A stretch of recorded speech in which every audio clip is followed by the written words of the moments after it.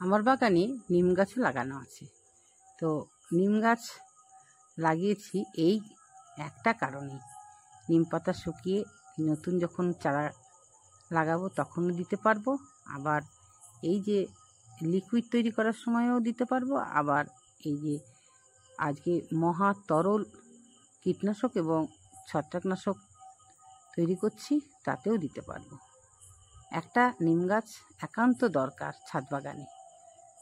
আর যেগুলো বড় গাছ আছে, নিচে আছে আমার বড় বড়, দেখো যেতে হলো না। আমার ছাদ বাগানে নিম পাতা দিয়েই আমি আজ মহাগুণ সম্পন্ন ছত্রাকনাশক এবং কীটনাশক উভয়ে কাজ করবে এমন একটা তরল পদার্থ তৈরি করতে চলেছি। কি কি লাগছে দেখাচ্ছি, থাকুন। সূর্যদেব উঠে পড়েছে, খুব সুন্দর দৃশ্য।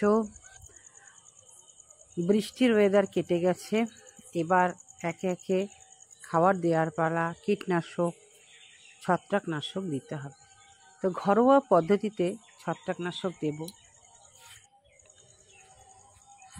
নমস্কার, সকলকে স্বাগত। চলে এসেছে একদম কাঁচা 4টে জিনিস: কাঁচা রসুন, কাঁচা হলুদ, কাঁচা নিম পাতা, কাঁচা লঙ্কা। কেন এগুলো ব্যবহার করছি সেটা তোমাদের বলছি। কারণ নিম পাতা মহাগুণ আছে। নিম পাতা কীটনাশক এবং ছত্রাকনাশক হিসাবে আমরা ব্যবহার করতে পারি, হলুদও তাই। আর তার সঙ্গে রসুন কীটনাশক আর কাঁচা লঙ্কা, এই 4টেকে একসঙ্গে পেস্ট করে নিয়ে সুন্দর করে জল দিয়ে 2বার করে ছেঁকে নিয়ে 2 লিটার জলে মোটামুটি 1 গ্লাসের 1 ভাগ মিশিয়ে যত গাছ আছে স্প্রে করে দেবো।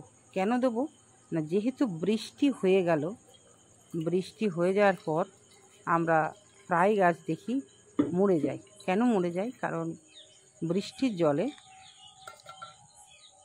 শিকড়ে কি হয়, ফাঙ্গাস আক্রমণ হয়। ছত্রাক আক্রমণের দরুন কি হয়, গাছটা মরে যায়। তো ওই মরে যাওয়ার হাত থেকে রক্ষা পেতে গেলে আমাদেরকে প্রথমেই এটা প্রয়োগ করতে হবে। এছাড়া বিভিন্ন ধরনের কীট আক্রমণ করে, তাদের হাত থেকেও রক্ষা পাওয়ার জন্য আমরা এইটা ব্যবহার করব। এটা মহা গুণ সম্পন্ন একটা তরল, উভয় হিসাবে কাজ করে, ছত্রাকনাশক এবং কীটনাশক। উভয় গুণ সম্পন্ন এমন একটা মহা তরল পদার্থ ঘরোয়া পদ্ধতিতে আমরা ব্যবহার করতে পারি এই বর্ষার ওয়েদারে। কারণ আমরা এই সময় বাইরে থেকে রাসায়নিক পদার্থ প্রয়োগ করব না, সম্পূর্ণ জৈবভাবে আমাদের গাছগুলোকে রক্ষা করতে পারি। তার জন্যই আমরা ঘরোয়া পদ্ধতিতে এই মহাগুণসম্পন্ন তরল পদার্থটা স্প্রে করব। কতটা দেব না, 2 লিটারে 1 গ্লাসের মধ্যে 1 ভাগ, 4 ভাগের 1 ভাগ দিয়ে আমরা স্প্রে করব। কোন গাছে করব? একদম ছোট বড় যত গাছ আছে সব গাছগুলোকে স্প্রে করব। আমার যেমন আঙুর গাছের পাতা একদম ঝাঁঝরা করে দিচ্ছে, তারপরে পদ্ম গাছের পাতা, তারপরে কিছু ফুল গাছের পাতাও দেখছি শুঁয়োপোকা আক্রমণ হয়েছে। এদের হাত থেকে বাঁচানোর একটা উপায় হচ্ছে এই তরল পদার্থ। মহাগুণসম্পন্ন এই তরল পদার্থটাকে বারবার ছেঁকে নিতে হবে। কেন? কারণ এই যে স্প্রেয়ার আছে না, এই স্প্রেয়ারে কিন্তু আটকে গেলে আর স্প্রে হবে না। তার জন্য আমাকে কি করতে হবে, এটা বারবার ছেঁকে নিতে হবে। দর্শক বন্ধু, আমি কোন কোন গাছে স্প্রে করব তোমাদের দেখাবো, তোমরা সাথে থাকো। এই যে এটা আমরা ফেলবো না, এটা কি করব, যে তরল জৈব সারটা আমরা তৈরি করি তার মধ্যে দিয়ে দেব। উদ্ভিদের কোনো অংশই বাদ যায় না, সব কিছুই কিন্তু খুব উপকারে লাগে। চলে এসেছি আমার বাগানে, দেখো পদ্ম গাছের একটা পাতা লক্ষ্য করো যে কেটে দিচ্ছে, তাই পদ্ম গাছে প্রথমেই চলে এসেছি পদ্ম গাছে স্প্রে করতে। পদ্ম গাছে স্প্রে করব কারণ আমার 10টা গামলা আছে, প্রত্যেকটা গামলাতে স্প্রে করে দিচ্ছি। যে কোনো গাছেরই একটু পরিচর্যা না করলে হয় না। একবারে ফেলে রেখে দিলে কিন্তু গাছ সুষ্ঠুভাবে বেড়ে উঠবে না। তাদেরকে ছত্রাকের হাত থেকে, কীটপতঙ্গের হাত থেকে বাঁচাতে হবে আমাদের।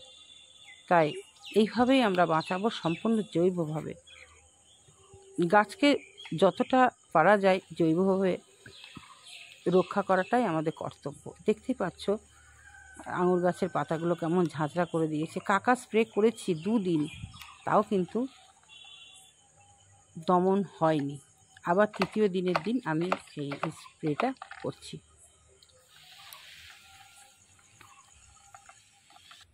আঙুর খুব সেনসিটিভ গাছ, এদের পাতা কিন্তু কীট আক্রমণ করে। এটা ঠিক সন্ধ্যের পর আসে। এবার চলে এসেছি দেখো শশা গাছের কাছে। শশা গাছের কি সুন্দর পাতা বেরিয়েছে, পাতাগুলো একটু হালকা হালকা সাদা সাদা দেখতে পাচ্ছ তো, এটাই হচ্ছে ছত্রাক। ছত্রাকে আক্রমণ করলেই পাতাগুলো কেমন সাদা সাদা হয়ে যায়। তাই এই পাতাগুলোকে আমাদের বাঁচাতে হবে। এই বাঁচানোর একটা মাত্র উপায় এই হচ্ছে মহাগুণ সম্পন্ন কীটনাশক তরল। এটা দিলে কিন্তু শশা গাছের পাতা সবুজ হয়ে যাবে।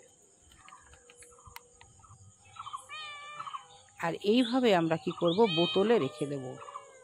মোটামুটি সব গাছে দেওয়ার পর বোতলে রেখে দেব। আবারও যখন 7 দিন পর এটা দিয়ে দেব। এইটা আমরা দিলে আমাদের ছত্রাক এবং কীটের হাত থেকে বাঁচাতে পারবো। এইভাবেই তোমরা তোমাদের গাছগুলোকে এই মহাগুণ সম্পন্ন কীটনাশক এবং ছত্রাকনাশক উভয় হিসেবে কাজ করবে, দিয়ে দাও, দেখবে একদম সব পরিষ্কার হয়ে যাবে। আজকের ভিডিওটা কেমন লাগলো জানাবে। আবারও ফিরে আসবো নতুন রূপে। তোমরা সকলে খুব ভালো থেকো, সুস্থ থেকো। আবারও বলবো সবুজের সাথে থেকো। আজকে আসি, টাটা। দেখা হবে পরের ভিডিওতে।